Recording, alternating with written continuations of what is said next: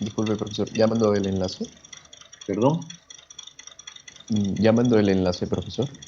Buenas tardes. Ahorita te lo envío. Ah, gracias. Ya. ¿Ya le llegó? Sí, doctor. Perfecto.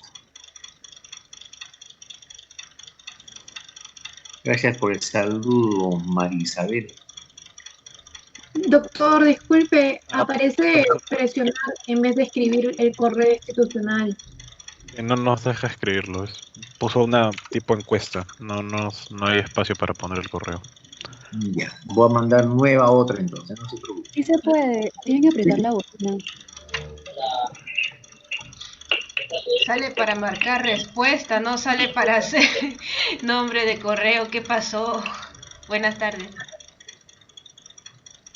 Buenas tardes. Un momentito entonces.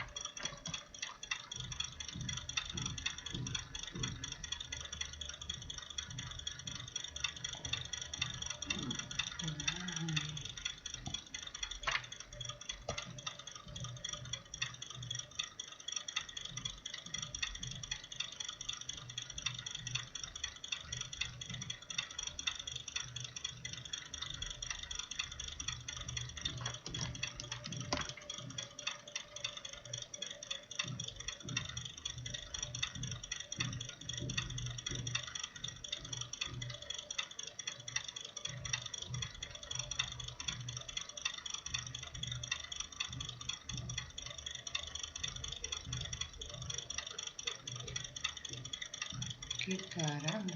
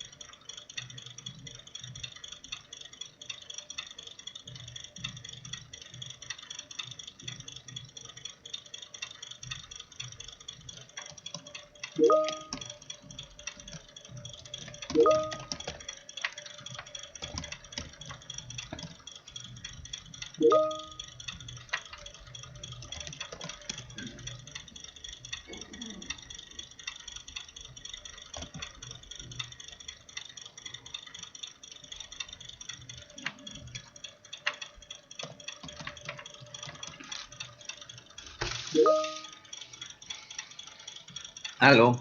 Ahora sí les estoy enviando el nuevo link, por favor.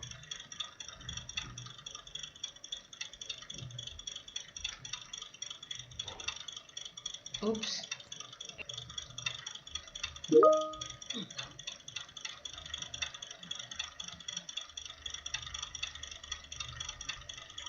Buena.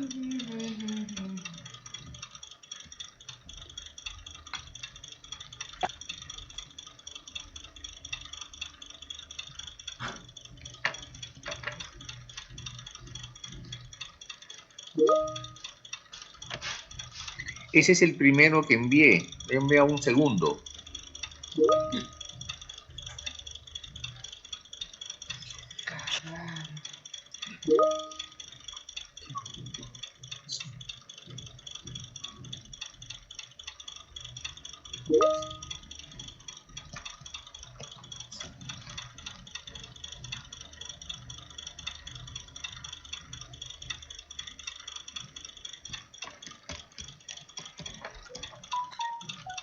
Bueno, ya en el segundo que he enviado está en la pregunta 2 que tienen que poner su correo.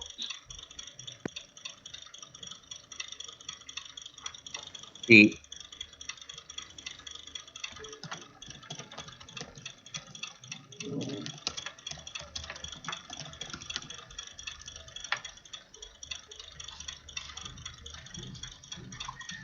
Bueno, vamos a comenzar entonces. Miren esto. Yo asumo que ya enviaron sus entregables,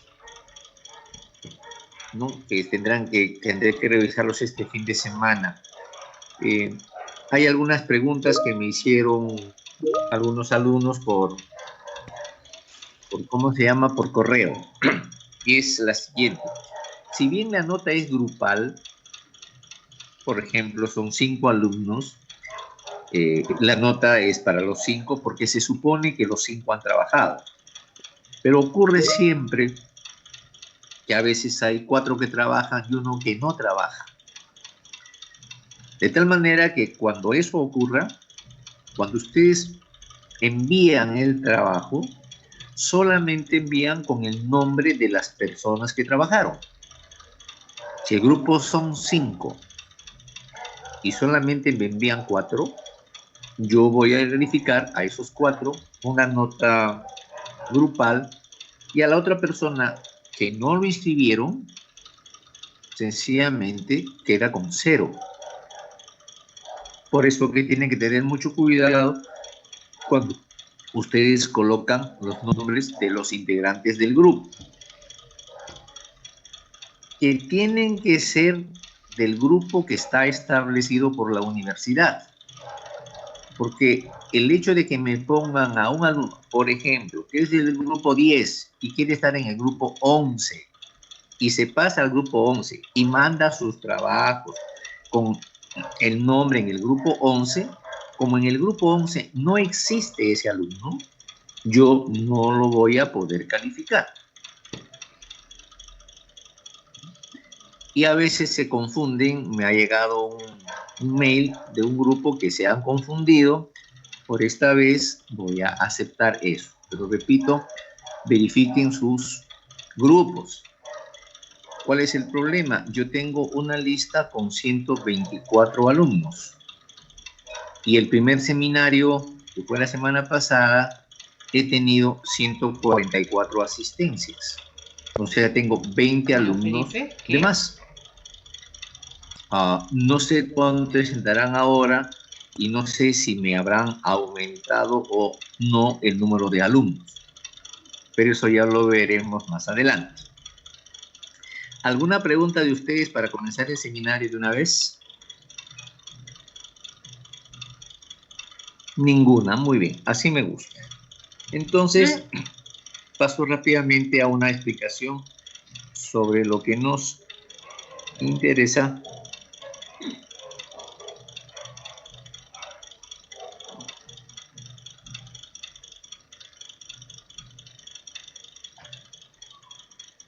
Entonces,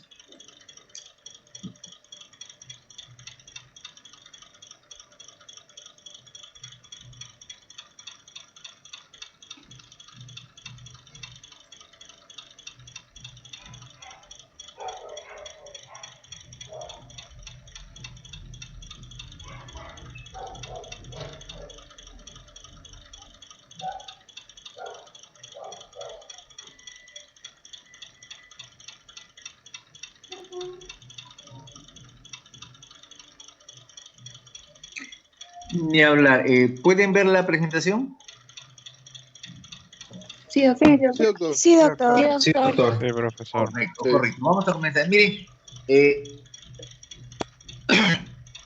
ya les expliqué la semana pasada y lo vuelvo a repetir ahora.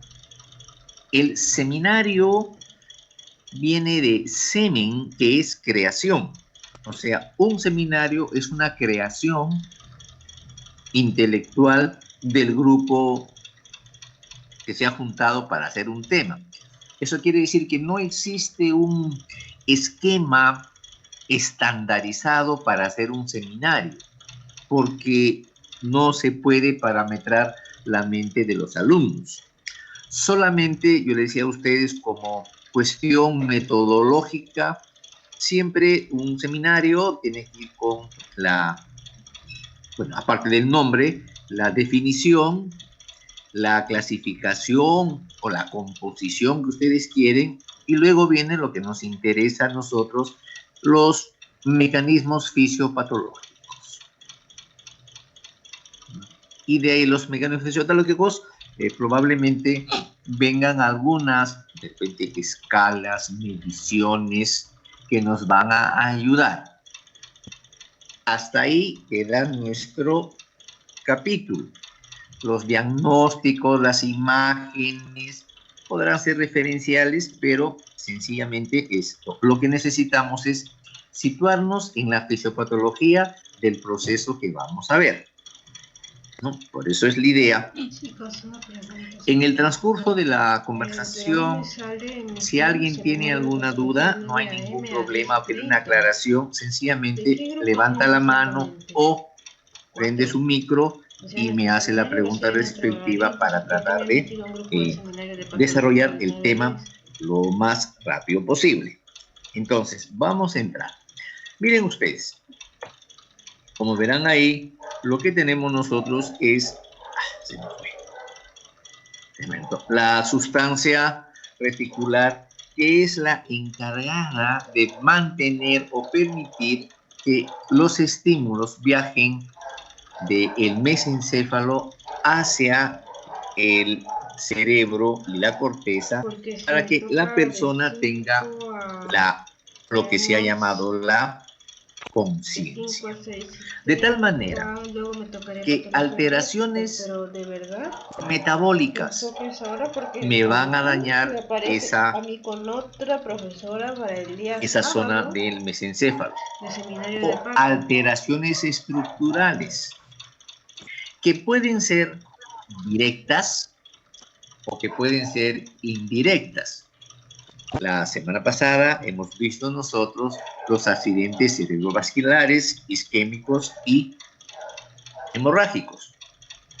Entonces, la zona del mesencéfalo no está exenta de tener infartos o de tener sangrados. Y entonces ese infarto o ese sangrado directamente me va a alterar el mesencéfalo y por lo tanto el sistema reticular. O puede ser una situación externa.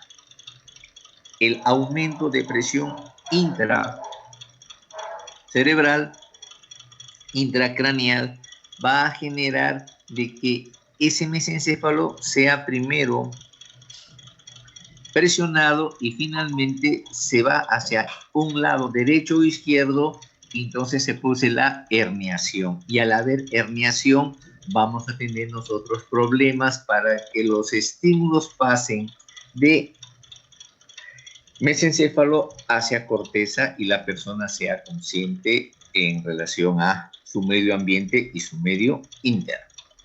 Ahora bien, este es básicamente el esquema del tema.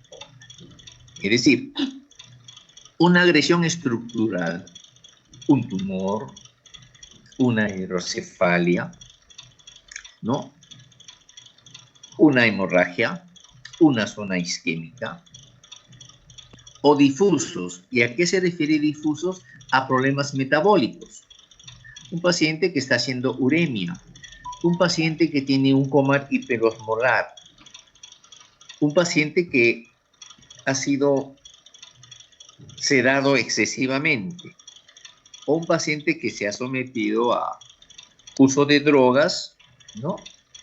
Y ha sobrepasado su dosis. En esos casos vamos a tener la interrupción del sistema retículo ascendente, ¿no? O puede haber lesión en los hemisferios cerebrales. En todo caso, lo que vamos a tener a una persona que está inconsciente y no tiene respuesta a estímulos externos. No voy a entrar a definir coma porque vamos a ver 10 autores y los 10 autores dan su estado o su definición de coma. Sin embargo, sabemos que en el caso de coma tenemos el problema de no hay conciencia, es decir, relación con entre el individuo y el medio ambiente, y vamos a encontrar que solamente hay respuestas vegetativas. Si avanzamos un poquito, esta, digamos, vendría a ser la lámina máster que nos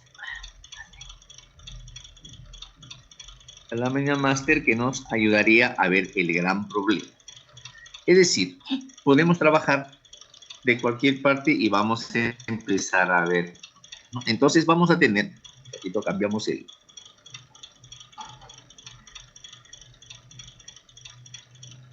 No se puede. Bueno, no es posible. Entonces,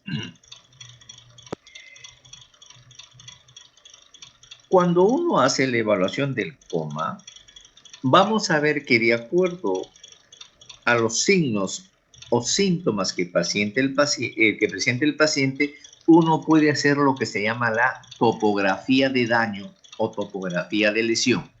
Es decir, sabemos nosotros por cuestión neuroanatómica que hay ganglios, hay puntos de origen, hay núcleos de origen de los pares craneales, hay zonas cerebrales que están encargadas de determinadas funciones. Hay estructuras del tronco encefálico que llevan determinado tipo de información. Entonces, cuando uno encuentra que esa información está siendo disminuida o desaparece, uno puede intuir que ahí se encuentra la lesión. Esa es la topografía, ¿no? Cuando ustedes hagan semiología el próximo año, van a darse cuenta que la semiología es sencillamente estudiar signos y síntomas para ver dónde se encuentra el daño. En fisiopatología nos vamos del daño a la presentación de los signos y síntomas. Es decir, vamos a partir de un concepto bien sencillo. Hay un repliegue de la meninge que se llama el tentorium y que separa el cerebelo del cerebro. O si ustedes quieren, me separa la fosa posterior de la fosa media y anterior del cráneo. De tal manera que esa hoz transversal de meninges, llamada el tentorium, va a generar dos zonas a nivel intracraneal. La zona supratentorial de la zona infratentorial. Y normalmente o generalmente las lesiones supratentoriales tienen que ver básicamente con daño de diencéfalo y daño de hemisferios cerebrales. Mientras que las lesiones infratentoriales tienen que ver con daño de tronco encefálico.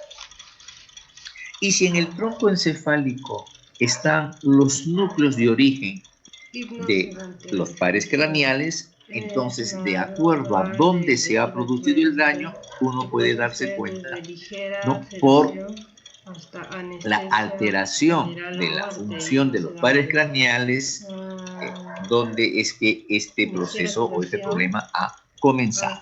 Entonces, como decía ustedes,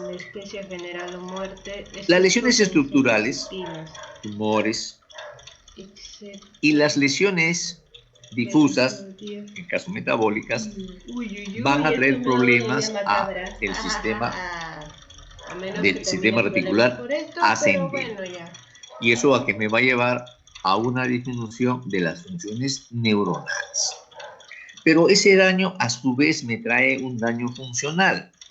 Vamos a ver que es un tejido dañado que no recibe lo suficiente de oxígeno, y sabemos nosotros que cuando alguien no recibe oxígeno empieza a hacer isquemia, y de la isquemia además me hace una acidosis metabólica.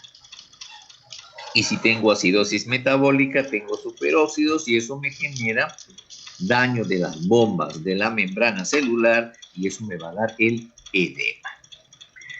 En conjunto, la acidosis metabólica o el edema o la lesión estructural determina una disfunción del sistema reticular activador, que puede ir a uno o generalmente a ambos Puede llevar a hemisferio. la muerte. Y entonces, ¿qué vamos a tener? Tres cosas. Lesiones infratentoriales, fosa posterior, pero lesiones supratentoriales, de encéfalo y cerebelo, o vamos a tener lesiones difusas. O sea, estirante y En las lesiones estará, supratentoriales, como se dice, que va a coger con ganas de el dormir, cerebro, que corteza cerebral, ¿qué es lo que vamos a encontrar?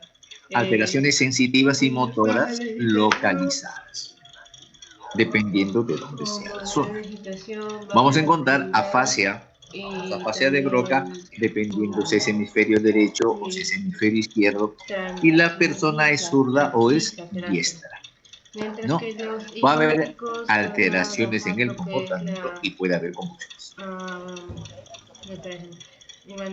En estos casos, vamos a ver, si es por presión, se va a presentar la famosa hernia del uncus, ¿no? Y lo típico, parálisis del tercer par craneal, ¿no? Y una actitud de descerebración, que más adelante vamos a verificar.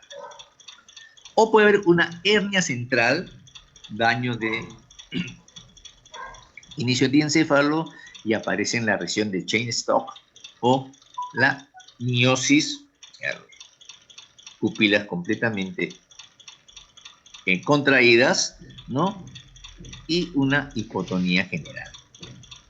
Diferente ocurre cuando la lesión es infratentorial, porque vamos a tener problemas de mesencéfalo, vamos a tener problemas de cerebelo. Entonces, la típica es la cefalea occipital, las náuseas y los vómitos. Y también, como suben por ahí la vía sensitiva motora, problemas sensitivos-motores, ¿no? Y aquí, como ya tenemos en el núcleo, los núcleos de origen de los pares craneales, segundo, tercero, cuarto, quinto, sabemos, vamos a ver que puede haber pupilas puntiformes, ¿no? Bradipnia, problemas de respiración, hipertermia. Ven ustedes qué diferente es el proceso supratentorial del infratentorial. Y luego las lesiones difusas, que tienen que ver más que nada con problemas metabólicos. Hay alteraciones simétricas, motoras, del tronco y reflejos, mioclonías, convulsiones. En general, cuando uno quiere hacer la diferenciación entre un coma estructural y un coma metabólico, en el coma estructural, como se produce el daño, se produce la lesión, la presencia de la sintomatología es rápida. En el caso del coma metabólico, como el coma metabólico poquito a poquito van aumentando los diferentes componentes que dañan, el proceso del coma es un es un proceso mucho más lento. Y el otro elemento básico es, en el coma metabólico yo no estoy dañando los núcleos de los pares craneales que tienen que ver, perdón, se fue la... ¿Aló? Doctor, dejó de compartir su pantalla. Yo no sé por qué. Vamos a ver. Estaba de lo mejor. Un ratito. Ay, Dios, otra.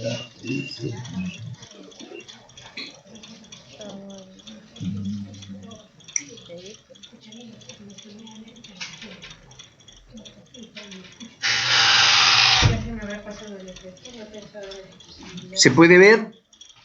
Sí, doctor, Sí, ya se ve. profesor. Ya, Sí. ya. Sí. Bueno, ahí está mejor. Sí se ve. Ahora sí, ya, gracias. Entonces, ya está. Quedamos, aquí estábamos, ¿no? Bueno, vemos eso y estábamos viendo este problema. Entonces, acá tengo yo mi concepto básico, lo que me interesa, mi fisiopatología, lo que me interesa. Lo básico de la fisiopatología es que tengo un daño en la corteza reticular ascendente y eso me lleva a disfunción del sistema.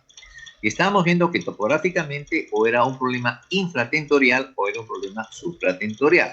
Le decía, como en el caso de las lesiones difusas o metabólicas, aquí no hay daño de los núcleos de origen, no vamos a encontrar alteraciones en cuanto a los reflejos pupilares, que sí los vamos a encontrar en el caso de los comas estructurales. Ahora, en esto radica lo nuestro. Miren ustedes, de alguna forma nos van a ayudar para problema fisiopatológico el manejo de laboratorio, en el sentido de que me va a ayudar qué es lo que puedo encontrar en estos pacientes, ¿no? Entonces, normalmente, si yo estoy pensando en un problema metabólico, voy a ver pues, cómo está su sistema de ácido base. Tendré que ver, ¿no? Cómo están sus bases arteriales, ¿no? Y pudiera haber líquido cefalorraquídeo. Aunque el líquido cefalorraquídeo más me sirve a mí para ver lesiones que tienen que ver con un proceso infeccioso, una encefalitis viral, una meningitis bacteriana, o de repente cuando hay procesos neoplásicos, porque la composición bioquímica del líquido cefalorraquídeo y de pronto algunos hallazgos de células anormales me pueden ayudar. Pero eso ya es cuando hago diagnóstico y nosotros no estamos haciendo diagnóstico. Igualito. El coma, entiéndanlo, es una situación de evaluación clínica. La tomografía, la resonancia magnética, el electro van a ayudarme a confirmar lo que yo tengo que hacer. Pero no voy a hacer yo decir, para hacer diagnóstico de coma hay que tomar un ataque. No es así. Mi diagnóstico de coma se basa en clínica. Ahora, la tomografía me ayudará a confirmar. Si yo estoy pensando que mi paciente tiene una alteración en el lóbulo parietal izquierdo, por ejemplo, que está haciendo zona de masa, y tengo la clínica con la resonancia o con la tomografía, voy a poder definir mejor ese diagnóstico presuntivo que yo tenía. Pero sí, hablamos de Lo que quiero que entiendan, por favor, que las evaluaciones diagnósticas me van a ayudar, pero eso no es el fin del seminario. El fin del seminario es la parte central, es ver todos los trastornos fisiopatológicos que se van a presentar, y esos trastornos fisiopatológicos se manifiestan con alguna manifestación clínica. Lo de el diagnóstico diferencial, el tipo de análisis de tratamiento, lo podemos mencionar.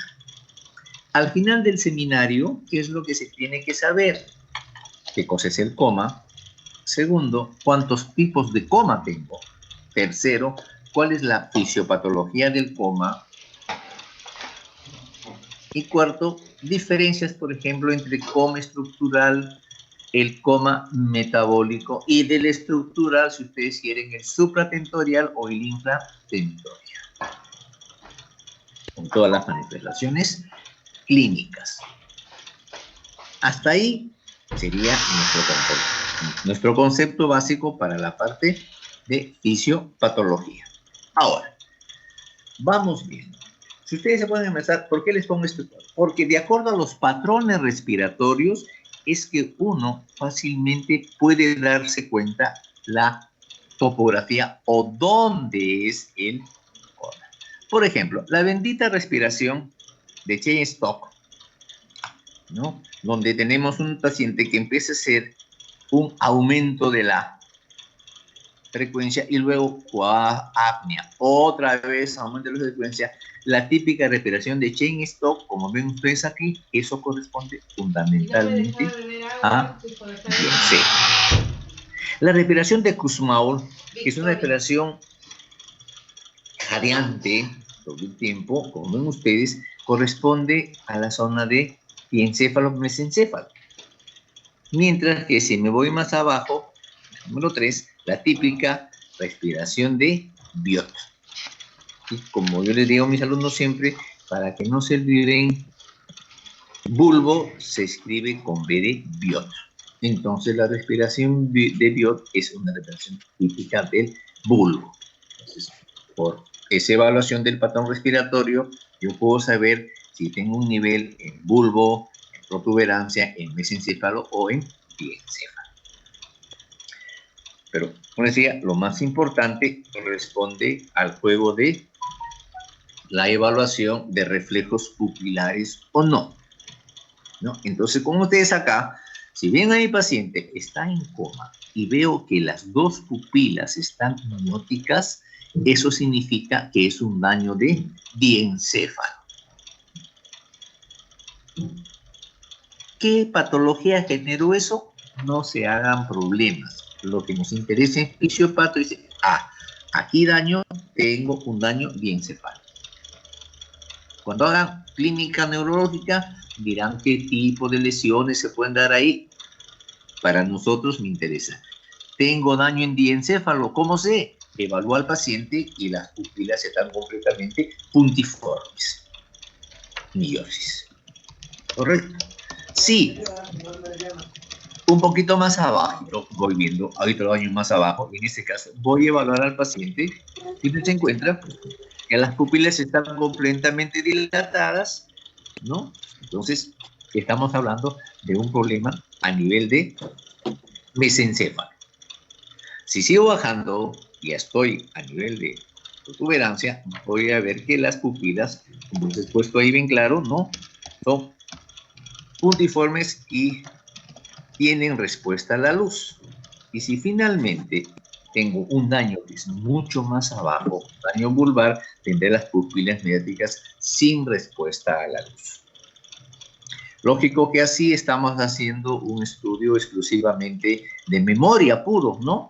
Pero si ustedes se van a pensar y estudian qué núcleos están por aquí, entonces van a entender rápidamente cómo uno trabaja con los reflejos y la alteración de los reflejos. Y como le dije a ustedes, si se trata de un coma metabólico, como no hay daño en esta zona, esta persona va a tener los reflejos pupilares sin ningún tipo de problemas.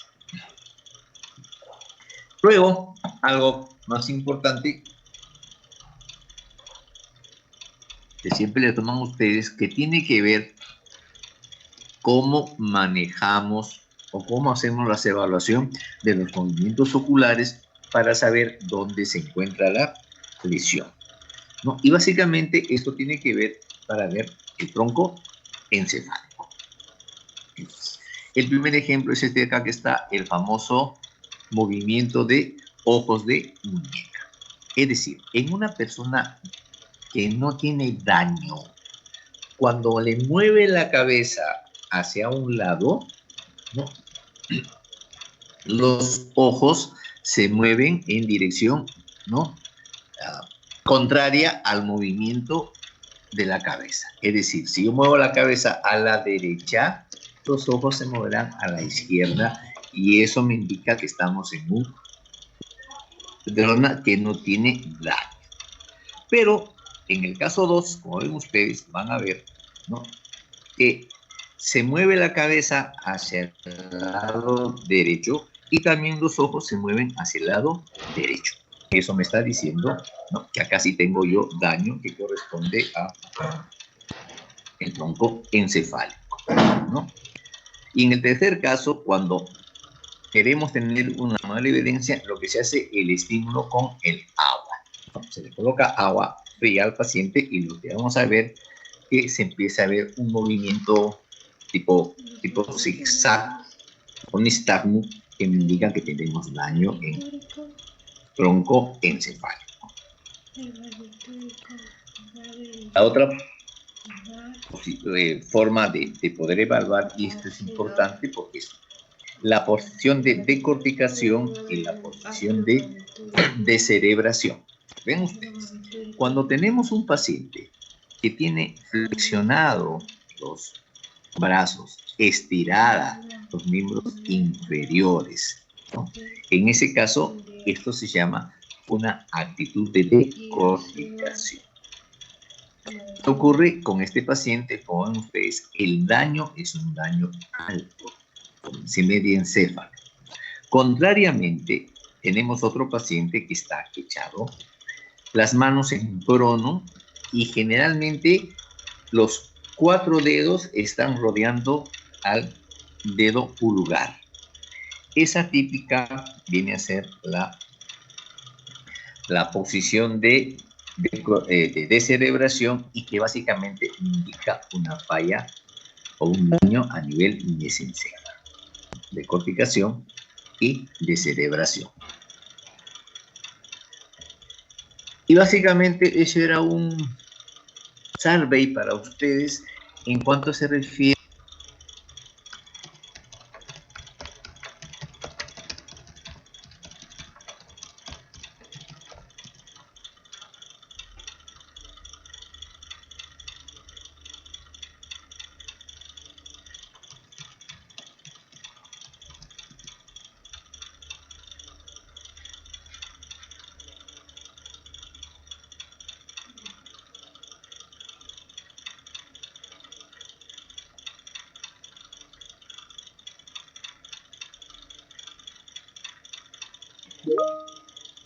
Disculpe, profesor, No que ha sé. silenciado su propio audífono.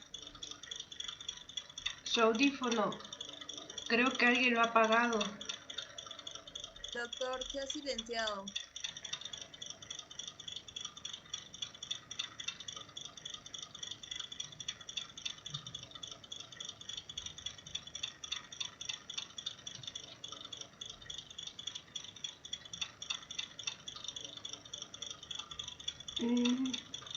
No se escucha, profesor. ¿Alguien ha apagado su audífono o es usted mismo? Porque traté de prenderle su audífono, si el mismo público también puede ir a ver. Ya.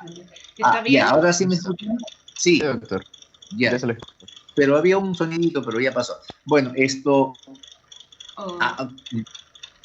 Entonces, cuando estamos frente a una persona que supuestamente tiene coma, lo primero es tratar del diagnóstico, ¿no? Y eso va a determinar si manejamos nuestro concepto. ¿Este es un coma metabólico o es un coma estructural? ¿Quién nos va a dar ahí la clave? Es el interrogatorio que vamos a tener si es que tenemos la suerte de que haya alguien. Pero si no hay nadie, entonces, ¿cómo lo interrogamos al paciente? No lo interrogamos, pero nos acercamos. Y básicamente en el coma metabólico, lo que vamos a ver, que producto del metabolismo, la persona va a producir sustancias que van a tener que ser liberadas y que me dan olores, ¿no? Por eso es que cuando uno se acerca, vas a encontrar que a veces hay un olor como a manzana, ¿no? Y que me está diciendo, a carambas, este es un coma que tiene que ver con un trastorno metabólico. Contrariamente, yo veo a mi paciente y le ven la posición, si está decorticado o está descerebrado, ya estamos viendo a qué nivel se encuentra el daño. Y luego nos vamos a la evaluación propia del paciente. De arriba para abajo, ustedes comienzan haciendo evaluación de los ojos, o sea, el reflejo pupilar. ¿Está presente o no está presente?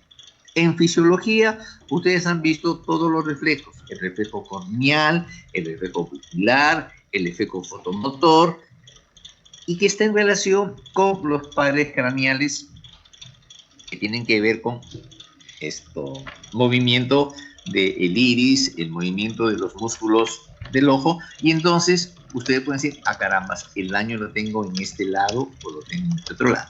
Seguimos ahí. Luego vamos y encontramos pues la cuestión de ver la vía motora y la vía sensitiva. ¿Hay o no hay dolor? ¿Y a qué nivel es el dolor? Y eso nos puede decir que de pronto es un paciente que tiene un coma y además tiene otro tipo de lesiones.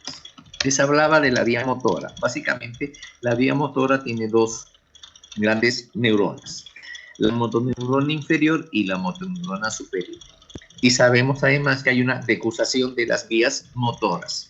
Por lo tanto, si yo tengo daño, entre comillas, tengo problemas de motricidad en el hemisferio derecho, en mi cuerpo derecho, ese problema corresponde a una lesión en el hemisferio izquierdo, o sea, en el contrahemisferio lateral.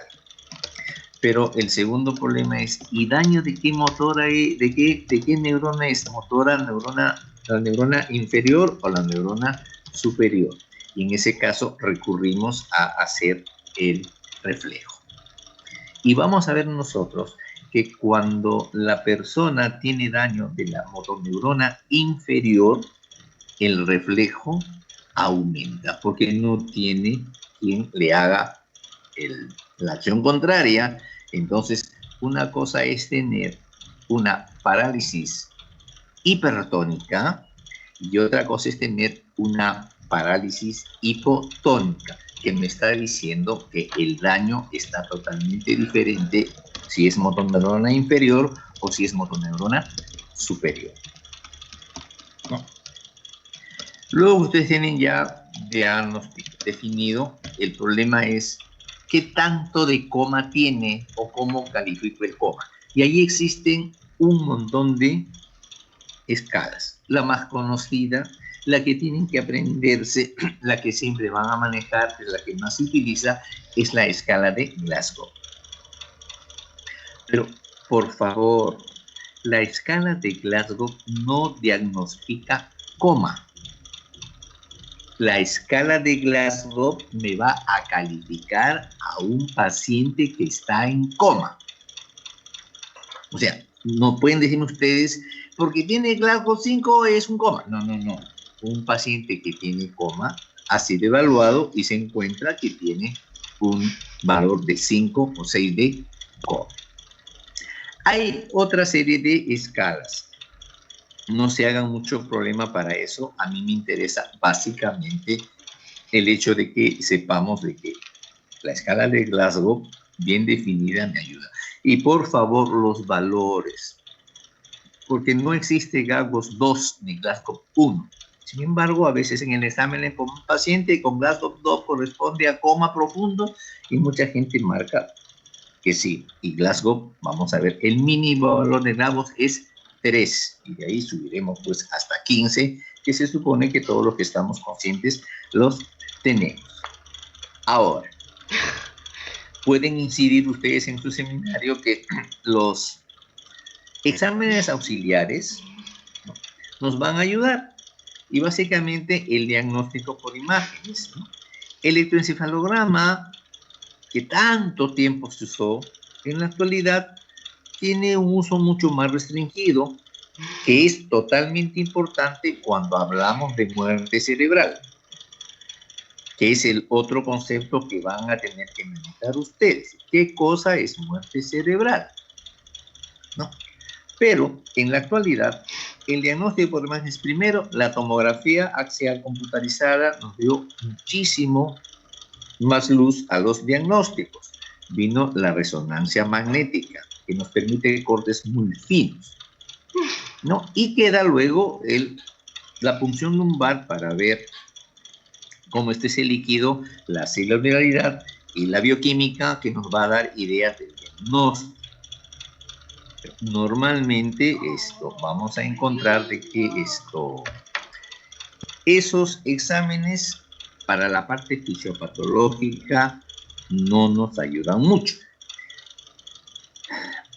Cuando hablemos de los supra y los infratentoriales, vamos a tener que ver el problema del juego de la presión, ¿no? Porque cuando la presión intracraneal aumenta y es bilateral, lo que va a generar lamentablemente es que va a haber una compresión del tronco encefálico, tendiendo a que el tronco encefálico se vaya hacia la parte inferior, o sea, tratando de meterse, digamos, al agujero magnum en la primera vértebra cervical. El problema está que, como verán ustedes, el cerebelo tiene las amígdalas cerebelosas que rodean a la parte baja de protuberancia. Y entonces, cuando se produce el aumento de presión supratentorial, al producirse la bajada, por así decirlo, del tronco encefálico, fácilmente las amígdalas se van a enclavar y se produce lo que se llama el enclavamiento amigdaliano, se daña los centros respiratorios y la persona hace paro y se muere. Ese problema también lo vamos a encontrar y por eso la punción lumbar cada vez se ha dejado al final cuando ya tenemos el diagnóstico definido o cuando queremos mejorar nuestro diagnóstico establecido. Porque si yo tengo un paciente que tiene aumento de la presión intracerebral, que tiene edema cerebral, y uno le hace una punción lumbar, al momento de hacer la punción lumbar está estableciendo una vía de salida de ese líquido y ese líquido sale bruscamente por la zona de punción y lo que es peor, al descomprimirse bruscamente, fácilmente ayuda a que se produzca el enclavamiento amigdaliano. Por esta razón, hay que estar muy seguro de lo que el paciente probablemente tenga y no intentar de primeras hacer un líquido, una punción lumbar para ver líquido cefalorraquídeo. Más o menos eso es una idea global que les daba a ustedes en cuanto a su manejo del seminario de coma. Si tuvieran una pregunta, tenemos todavía algunos minutos para conversar. Los escucho. Valedictórico parece que sí lo fuera, a diferencia del valedictórico por eso menciona la mención. Piero Buenas Briones. tardes. Hola, Piero. ¿Qué tal, doctor? Disculpe, tenía una pregunta, no es tanto relacionada al tema, sino más o menos a un signo que pusieron en el caso clínico, en el cual decía reflejos vivos. Cuando estuve averiguando vi que para la evaluación de los reflejos se hacía en base a cruces y la terminología vivos me confundió un poco, por eso quería saber más o menos. Les explico, vamos a meternos ya un poquito a hablar como médicos. Entonces, a veces uno habla, normalmente trabaja cruces, ¿no? Una cruz, dos cruces, tres cruces.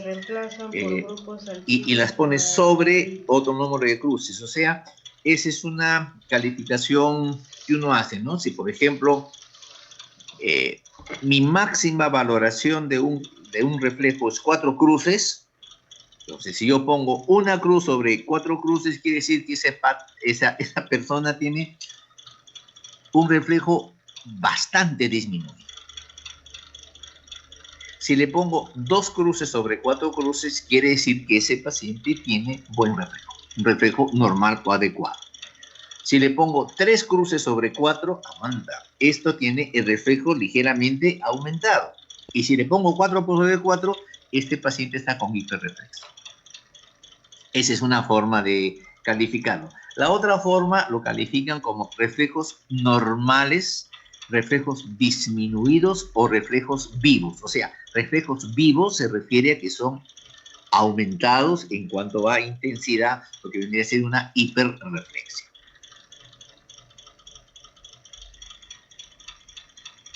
No sé. Muchas gracias, doctor. Ya. ¿Alguien más?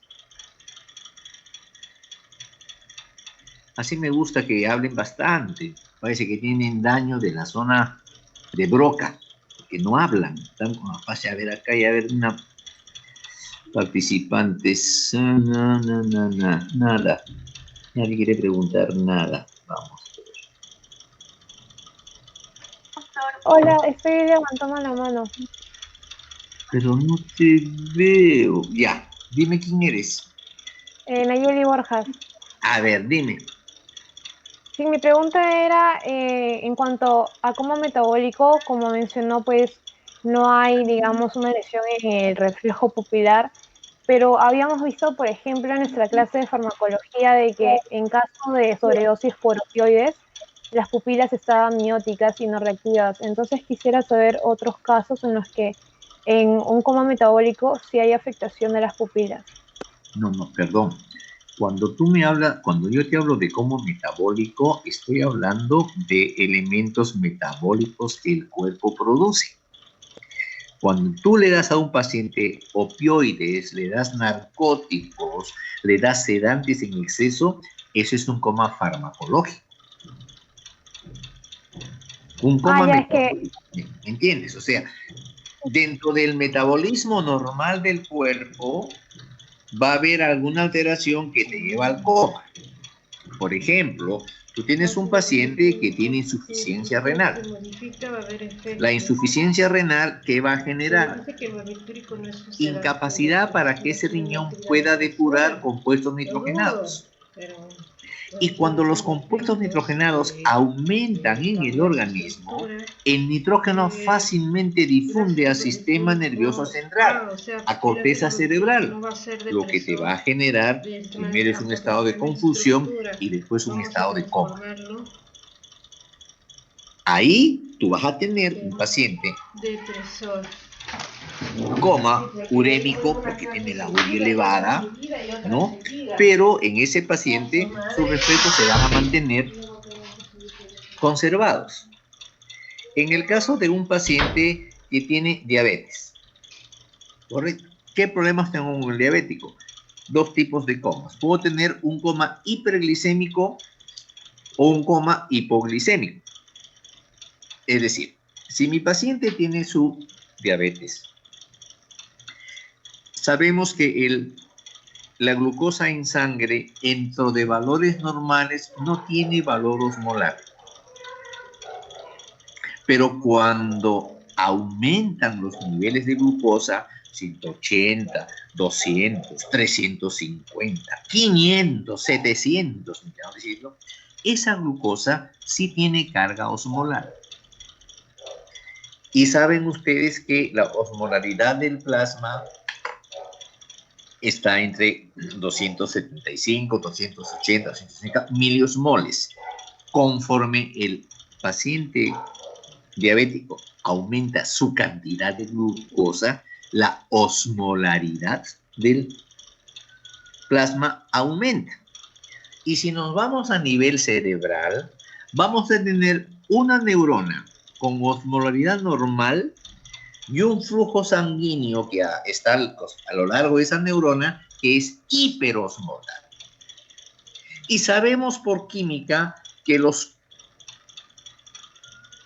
mecanismos en el organismo tienden siempre a la homeostasis, es decir, esta neurona que es normoosmolar frente al flujo sanguíneo de un paciente con diabetes no controlada, cuyo plasma es hiperosmolar, tratando de compensar qué es lo que va a pasar, esta neurona va a empezar a perder agua para concentrarse más y mantener la misma osmolaridad que tiene el plasma.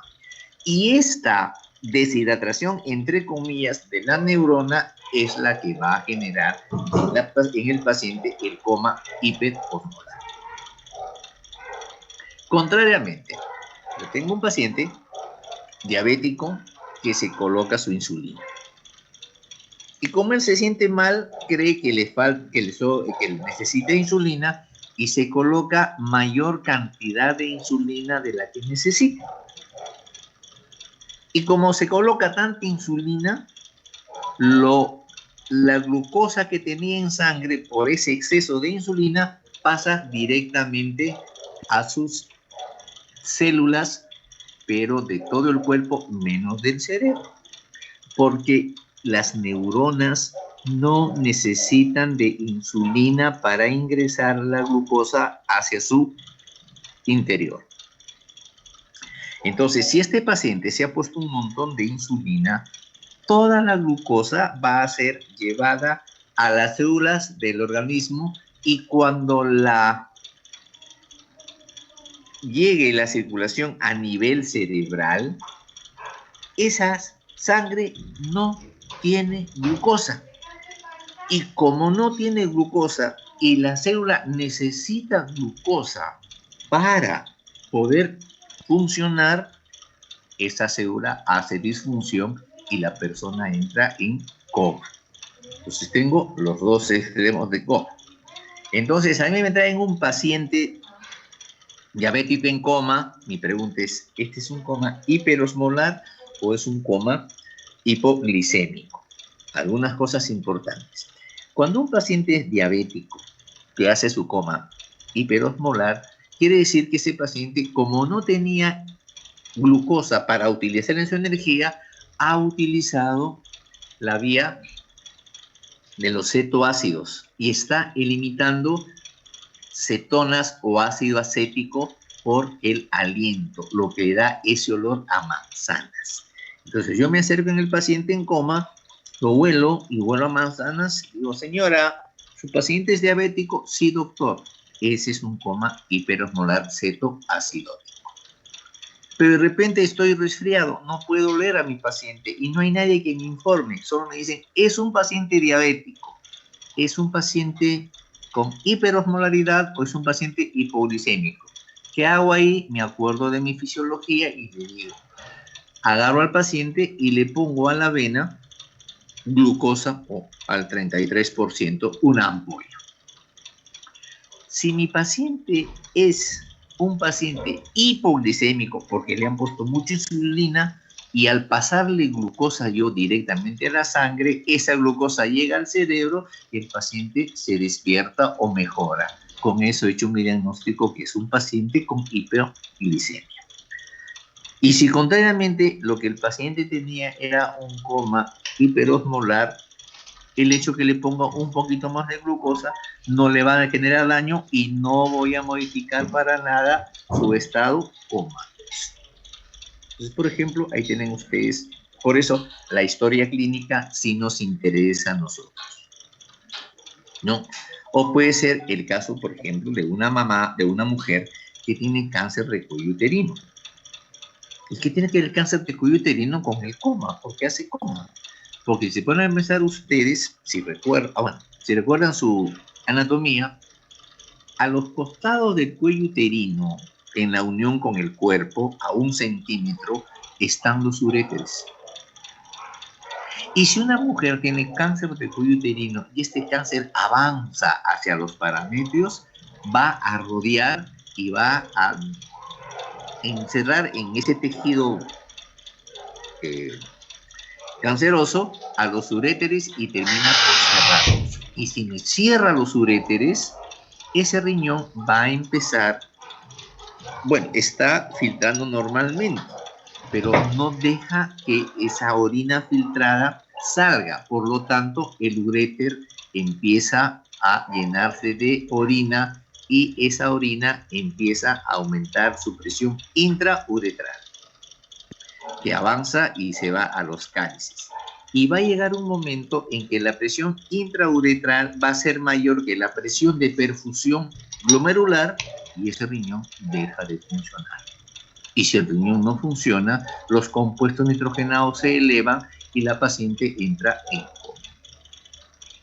Entonces, ahí estamos hablando de lo que se refiere a los trastornos metabólicos. En pacientes que han sido sometidos a traumatismo por peleas, por asalto, por accidentes de tránsito, ahí tenemos que pensar definitivamente que ese es un coma estructural. Y definitivamente lo que nos interesa evaluar si el daño es de mesencéfalo, de protuberancia o de diencéfalo. O si el daño es directamente de la misma sustancia reticular.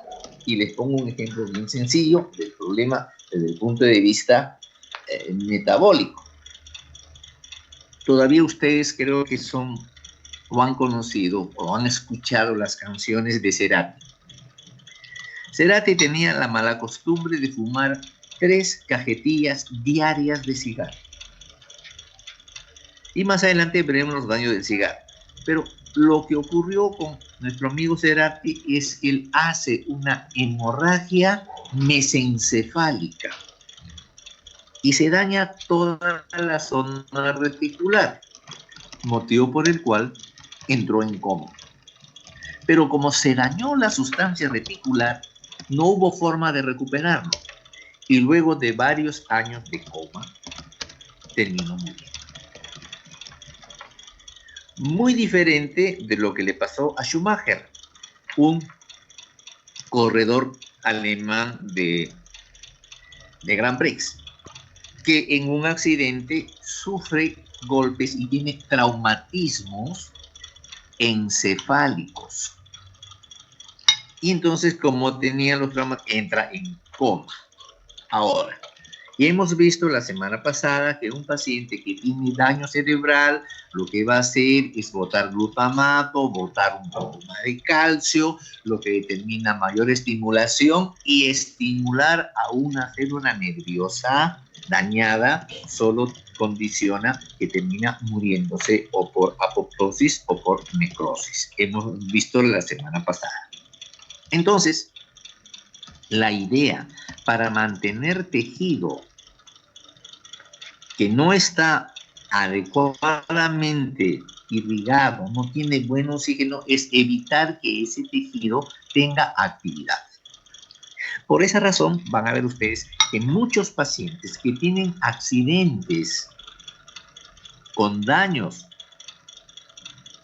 cerebrales traumáticos, se les induce al coma, o si están en coma, se mantiene el coma. ¿Y por qué mantengo coma? Porque si yo induzco coma, esas células nerviosas están recibiendo el mínimo estímulo posible. Y si reciben el mínimo estímulo posible, están gastando lo mínimo de energía, que es lo que les falta, de tal manera que uno logra a largo plazo poder recuperar a esas neuronas. Y tal es así que Schumacher, después de año y medio de haber estado en coma, logra despertar y ahora está volviendo a aprender a hablar, pero está desarrollando sus actividades como una persona, ¿no?, que ha mejorado su trauma del coma. Entonces, eso es más o menos la parte aplicativa de lo que vamos a trabajar en coma. No estoy hablando, miren ustedes, de ninguna sustancia farmacológica porque no es motivo para el caso de nuestro curso. ¿Qué quiero que sepa mi alumno?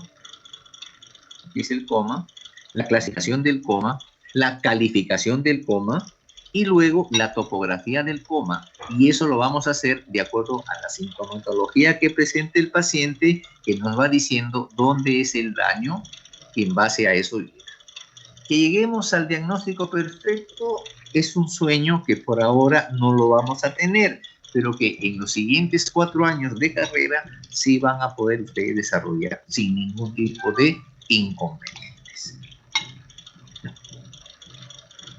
Así que más o menos ese era el encuadre que le he querido dar a la parte de coma.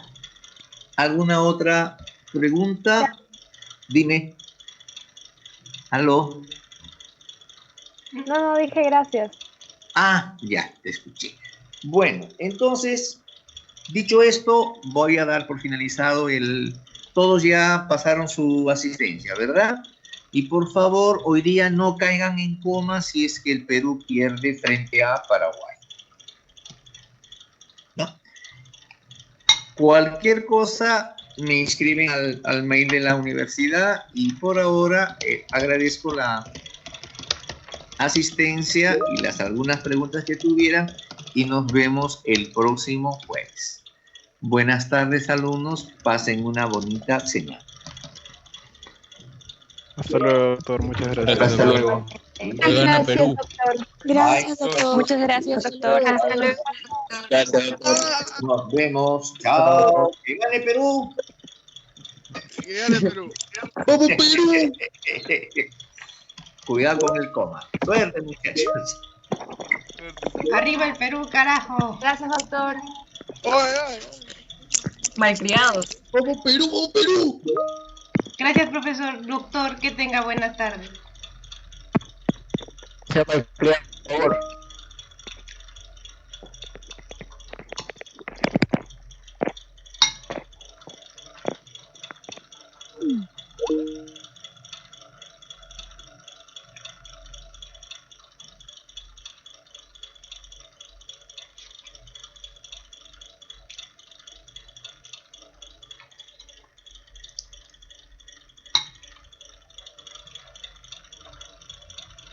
¿Mm?